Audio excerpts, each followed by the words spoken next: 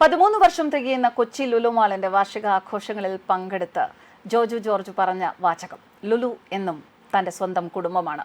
യൂസഫ് അലിക്കയുടെ പ്രയത്നം പ്രശംസനീയമാണ്. ലുലു വന്നിട്ട് 13 വർഷമായി എന്ന് പറയുമ്പോൾ നമ്മൾ സമയം പോയതിന്റെ സ്പീഡാണ് ആലോചിച്ചത്.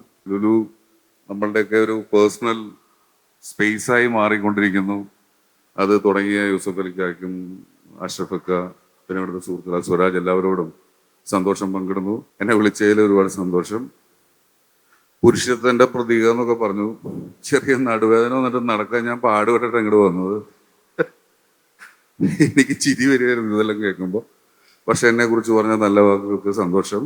നിങ്ങൾ തരുന്ന ഈ സപ്പോർട്ടാണ് മുന്നോട്ടുള്ള എൻ്റെ യാത്ര. Thank you so much. 13 വയസ്സ് തികഞ്ഞ കൊച്ചി ലുലു മാളിന് ആശംസ നേർന്ന് ജോജു ജോർജ് പറഞ്ഞ വാചകങ്ങളാണ് ഇത്.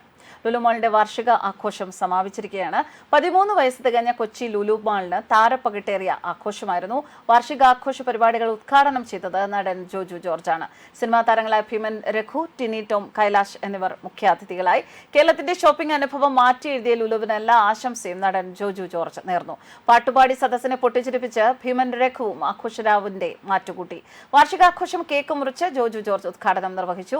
Lulu group India CEO MA Nishad, malls director Shibu Philip, Lulu Kochi director Sadiq Kasim, regional director Sudheesh Cheriyil, media head NP Swaraj, HR head Anoop Majeed, Kochi Lulu mall general manager Vishnu Arnath, Lulu hypermarket general manager Jo Painade തുടങ്ങിയവർ പങ്കെടുത്തു. തുടർന്ന് സംഗീതജ്ഞൻ വിധു പ്രതാപ് നയിച്ച സംഗീതരാവും അരങ്ങേറി. സ്റ്റാഫ് വാർഷികാഘോഷം സംഗീതജ്ഞൻ സ്റ്റീഫൻ ദേവസിയുടെ സംഗീതരാവോടെയാണ് അരങ്ങേറിയത്.